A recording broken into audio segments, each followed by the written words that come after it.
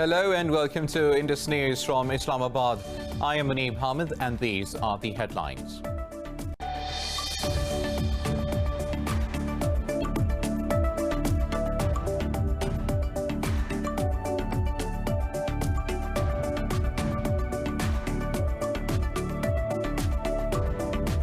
Muslims are performing the annual Hajj pilgrimage in Saudi Arabia. In his sermon at Mount Arafat, Sheikh Abdullah bin Sulaiman Al Thani urged Muslims to adhere to Islamic principles which encourage peace and harmony. He said the life of Prophet Muhammad, peace be upon him, is the best source of guidance for the mankind. This year, a limited number of pilgrims have been allowed to participate amid restrictions to curb the potential spread of COVID-19.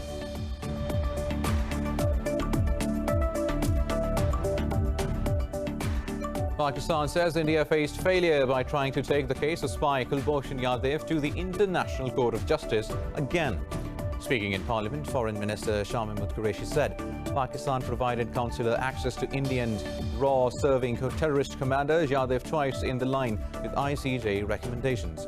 He added that Islamabad has failed India's endeavours to push Pakistan into the blacklist of the Financial Action Task Force. Meanwhile, Foreign Office spokesperson Aisha Faruqi called on the world community to dissuade India from its disproportionate arms buildup. She was referring to India's purchase of Rafale warplanes.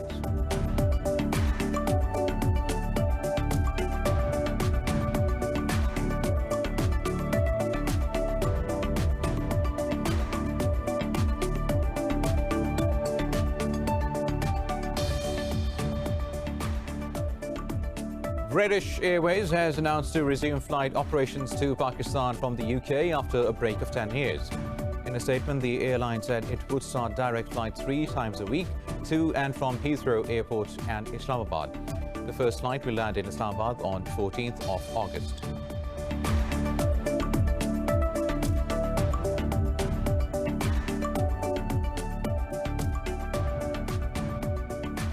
US President Donald Trump has called for November's presidential elections to be postponed until people can vote properly and safely. In a tweet, Trump said postal voting could lead to fraud and inaccurate results. He said US states want to make postal voting easier due to public health concerns over the coronavirus pandemic.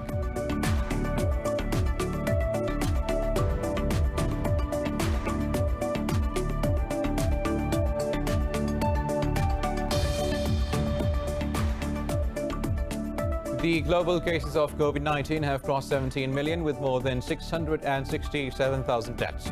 In the United States, the death count has crossed a grim milestone of 150,000. India has reported more than 50,000 daily coronavirus cases for the first time.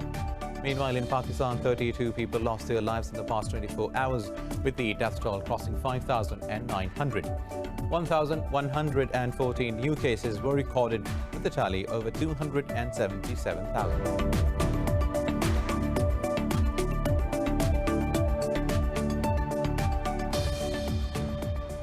And Italian champions Juventus have suffered a shock 2-0 defeat at the hands of 13th place Cagliari at the Sardegna Arena. Both Luca and Giovanni scored in the first half for the hosts as they valiantly denied an old lady onslaught to keep a clean sheet.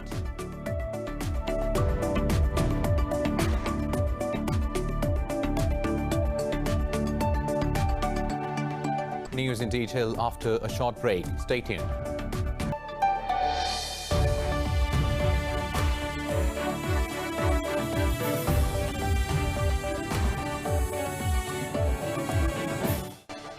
Welcome back. Now the news in detail.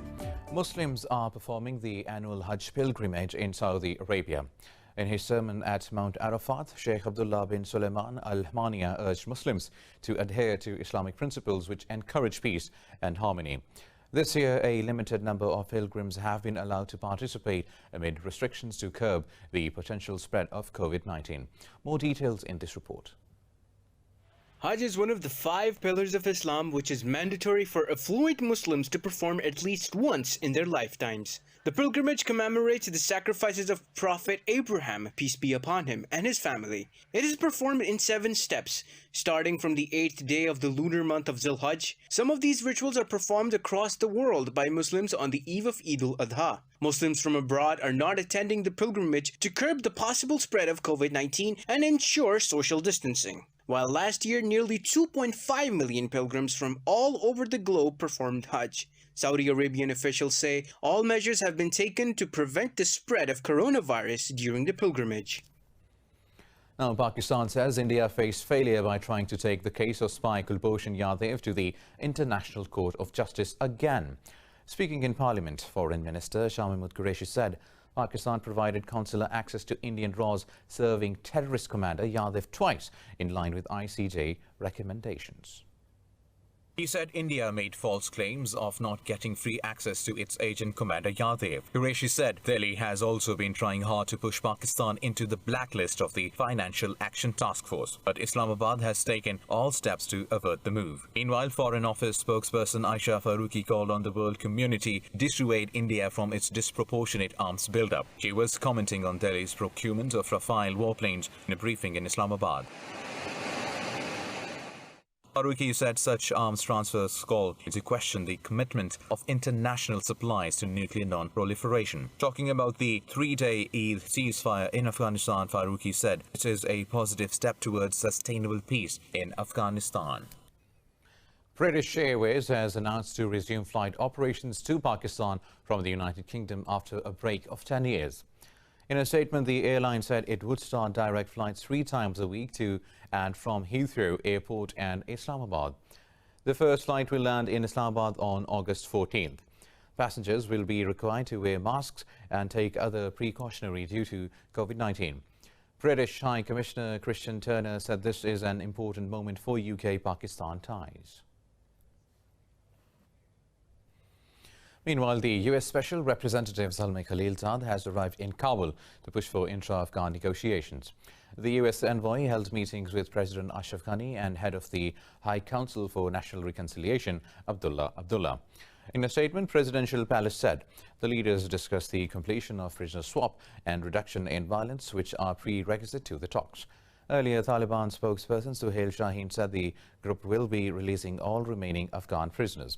Shaheen asked Kabul to fulfill its end of the peace pact and free the remaining 5,000 Taliban detainees. Moving on, Turkey says it has killed 6 militants of the Kurdistan Workers Party in northern Syria and Iraq. The Defense Ministry says the army killed 3 fighters in Syria's Operation Peace Spring.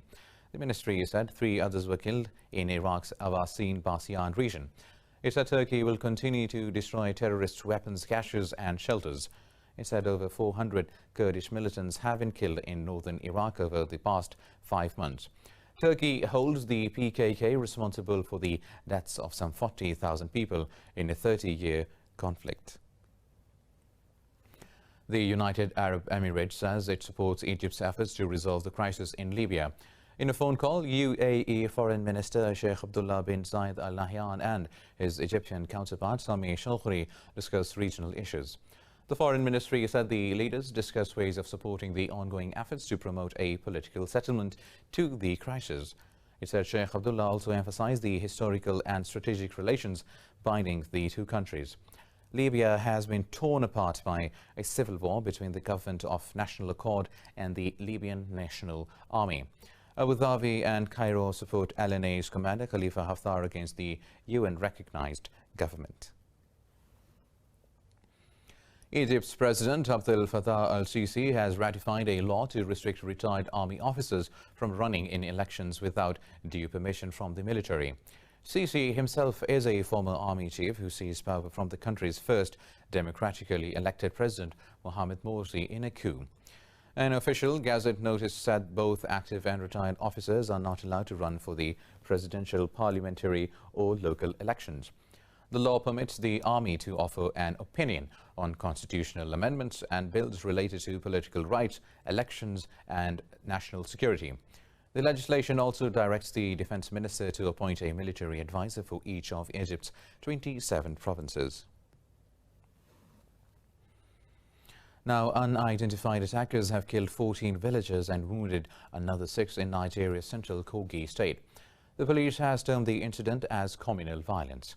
In a statement, police said assailants on motorcycles randomly opened fire on locals in the Agbudu village. It said 13 of the dead have been identified as members of the same family. Police said an investigation has been launched into the incident, adding that a long-standing row over land rights was a possible motive.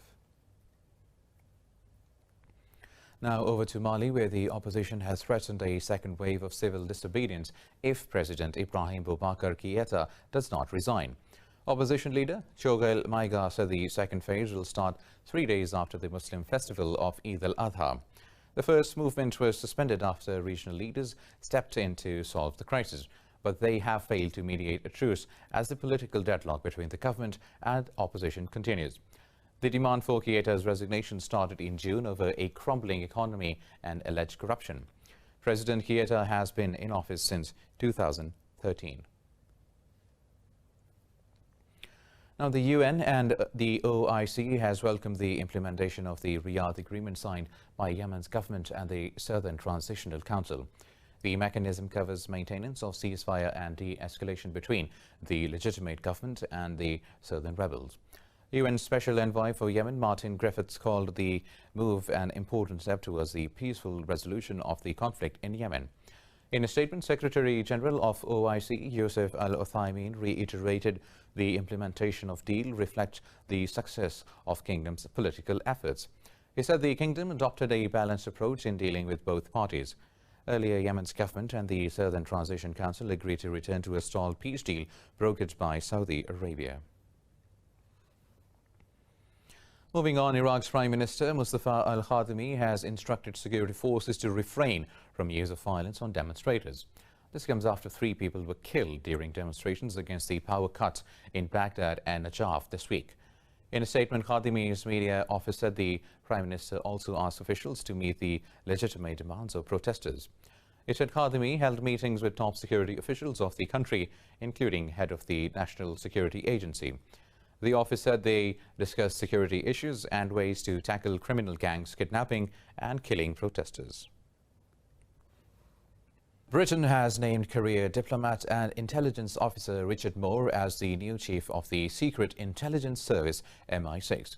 In a statement, the British government confirmed that Moore will succeed Sir Alex Younger in autumn. Moore was born in Libya and studied philosophy, politics and economics at Oxford University.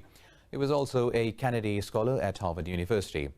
Moore has been serving as Director General of Political Affairs at the Foreign Office since 2018.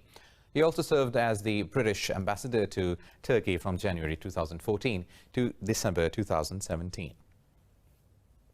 Now, the global cases of COVID-19 have crossed 17 million with more than 667,000 deaths. Brazil has reported a record increase in the daily number of COVID-19 cases as well as the deaths. The country logged over 69,000 infections in the past 24 hours. 1,599 people died overnight, with the toll crossing 90,000. More about this in this report. The new coronavirus is wreaking havoc in the Americas, with over 150,000 being infected and thousands dying every day. The pandemic is raging in Brazil, where Mexico and Peru are struggling to contain the outbreak. In the US, more than 61,000 tested positive, while over 1,267 died in the last 24 hours, raising the death toll to over 150,000. The aggressive spread of the virus has been called into question President Donald Trump's push to open the country's economy. As we have emphasized throughout the pandemic, the path forward for the economy is extraordinarily uncertain and will depend in large part on our success in keeping the virus in check.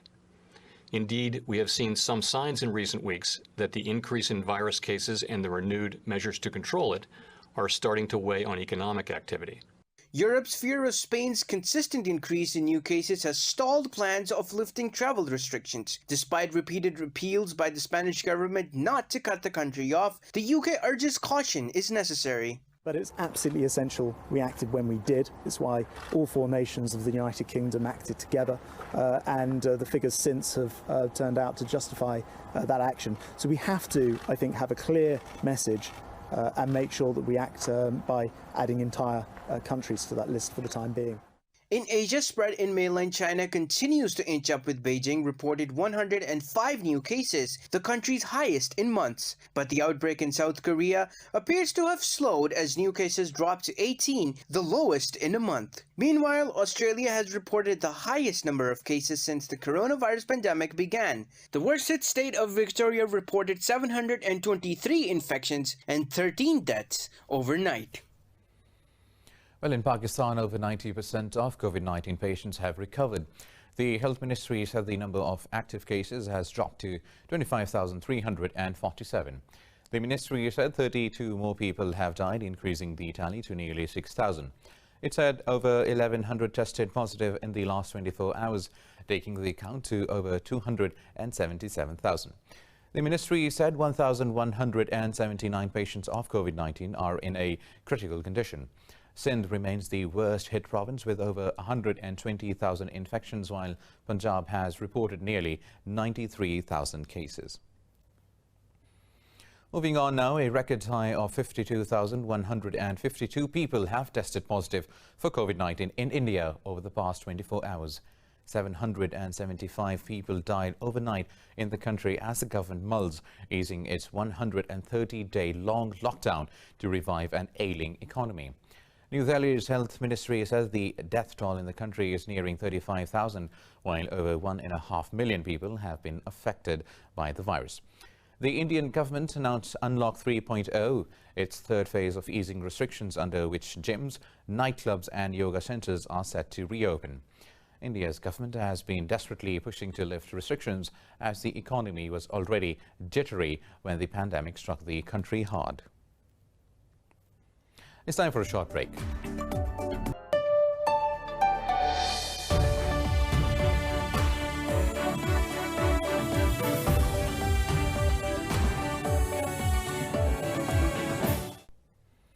In a landmark decision after 75 years, Japan's Hiroshima District Court has recognized survivors of the atomic bombing's black rain, which now makes them eligible for free medical treatment.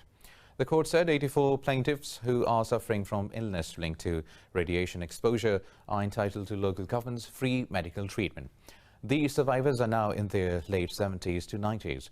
The landmark ruling comes a week before Hiroshima marks the 75th anniversary of the August 6th attack, which reduced the city to rubble and killed an estimated 140,000 people. Bangladesh says around 37% of the country has been flooded after recent spells of torrential monsoon rains. The country's National Disaster Response Coordination Center says over 5 million people in 31 districts have been affected by the floods. It said people of the low-lying areas have been worst affected. The center said over 900 kilometers of roads have been washed away by the floods. It said 119 people have died from the torrential rains this year. Now, the U.S. has threatened Brazil of consequences if it allows China's Huawei technologies into its 5G network. In an interview, U.S. Ambassador to Brazil, Todd Chapman, said Brazil can't suffer a drop in foreign investment if it persists with Huawei. Chapman said firms hesitate to invest in countries where intellectual property is not protected. The U.S. envoy said Washington is willing to assist its allies who choose to buy telecoms infrastructure from trustworthy suppliers. President Donald Trump has created the U.S. International Development Finance Corp to counter China's global influence with a $60 billion fund. Earlier last month, Brazil's President Jair Bolsonaro said the 5G deployment will have to meet national sovereignty and data security requirements. Chinese drug company Sinopharm and Brazil's Paraná state have agreed to launch the fourth major COVID-19 vaccine trials in Brazil. Brazil's authorities say regulatory approval will be sought in the next 2 weeks. Head of Brazil's Paraná Tech Institute, Jorge Calado, said they will soon finalize their proposal. Brazil's COVID-19 outbreak, the world's worst outside the U.S., has made it a global testing ground for potential vaccines. Sinopharm's candidate vaccine is already being tested in the UAE with 15,000 volunteers. Now, the European Commission has signed a contract with the makers of COVID-19 life-saving drug Remdesivir to secure treatment doses for the region. The bloc said the deal with Gilead will ensure the treatment of approximately 30,000 patients presenting severe COVID-19 symptoms. The EU Commission spokeswoman Dana Spinen said the Commission has agreed to pay $74 million to purchase this life-saving drug. On July the 3rd, Remdesivir became the first treatment to be authorized for a conditional marketing. The medicine has been declared first known treatment for COVID-19. Moving on, the European Union has sent 41 tons of humanitarian aid to South Sudan through 45 air bridge flights. The EU Commission said it has financed the delivery of 1,100 tons of medical equipment to critical areas in Africa, Asia and the Americas this year. It said the air bridge flights transported 1,475 medical and humanitarian staff since its launch on May 8, 2020. Commissioner for the Crisis Management, Janes, says the bloc will continue to coordinate at international level during the pandemic. He also said the EU is closely coordinating with the UN flight operations managed by the World Food Programme. The origin of the giant Sarsen stones at UK's Stonehenge has finally been discovered with the help of a missing piece of the site, which was returned after 60 years. This comes after the archaeologists from the English Heritage carried out the research and test. The monument's smaller blue stones have been traced to the Preseli Hills in Wales, but the Sarsens had been impossible to identify until now. Archaeologists pinpointed the source of the stones to an area of 25 kilometers north of the site near Marlborough. A test of the meter-long core stolen and moved to the US during 1958 excavation was matched with a geochemical study of the standing megaliths. Scientists say the location of the origin will help identify the route and means of transportation of the massive stone pillars. NASA's Perseverance rover has launched from Florida, United States. The rover will hunt for evidence of ancient life on the surface of Mars. The car-sized rover carries a suite of science instruments designed to detect traces of fossil life if it's there. It will spend 7 months traveling to Mars before landing in J0 crater near the planet's equator. This is the third. The UAE and China have also launched Mars missions in recent weeks, taking advantage of the planet's close approach to Earth. In Bosnia, divers plunge into history as they jump from Old Bridge in the city of Mostar. The annual contest, which is thought to date back to the 15th century, is a big tourist attraction. More details this daredevil competition in this report.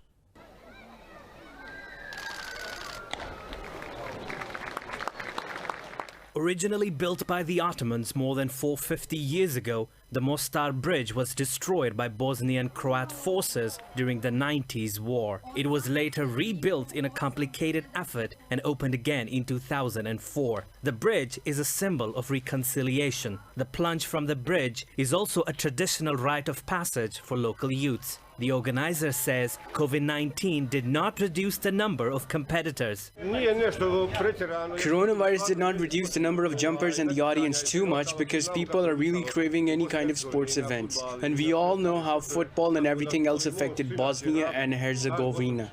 These guys are brave and they are jumping off the bridge, so they are not afraid of the COVID-19. Diving in either head first or feet first, people compete to jump into the cold water of the Neretva River from a 24-meter high bridge. During the coronavirus, we were responsible. My coach and I were in isolation. We were training far in the woods. We were preparing for these 2 jumps because I was the only jumper from Mostar and we managed to keep the title in the city. Under measures to limit the spread of COVID-19, only 100 people were allowed to watch the contest. A few hundred more spectators watched from further away, observing social distancing guidelines. It's time for a short break.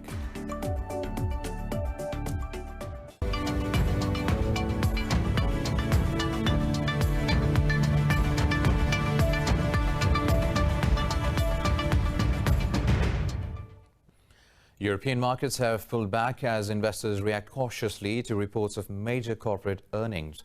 The pan-European stock 600 has slipped, with banks and autos both shredding almost 2% to lead the losses. London's FTSE slumped over 1%, while Frankfurt's DAX dipped close to 2%. Paris's CAC 40 lost over 0.5%. Earlier, most stocks in Asia Pacific edged up after the US Federal Reserve left interest rates unchanged. Hong Kong's Hang Seng, Australia's ASX 200 and Seoul's Kospi made modest gains, but Japanese stocks edged down, while mainland Chinese bourses traded mixed.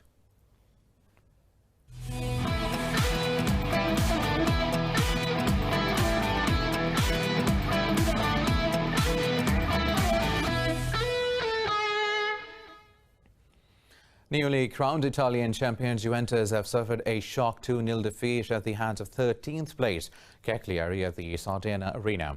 Both Luca and Giovanni scored in the first half of the host as they valiantly denied an old lady onslaught to keep a clean sheet. Cagliari's clean sheet meant star striker Cristiano Ronaldo's hopes of finishing the season as top scorer also faded away. The Portuguese attacker is on 31 goals for this full season, 4 behind Lazio's Ciro Immobile with only 1 league game left to play. Earlier, Lazio beat relegated Brescia by 2-0 as Immobile hit his 35th goal of the season, one short of Gonzalo's record of 36 goals. Elsewhere, AC Milan won 4-1 at Sampdoria. Lecce came back to beat Udinese 2-1, while Sassuolo thumped Genoa 5-0 at home.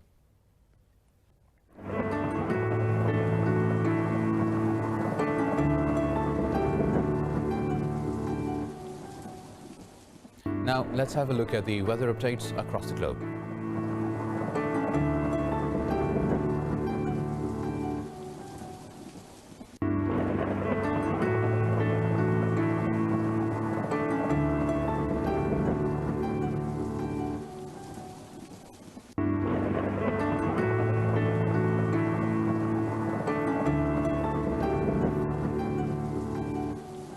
Well, that's all for now. For the latest updates, you can follow us on social media at indus.news. Take care.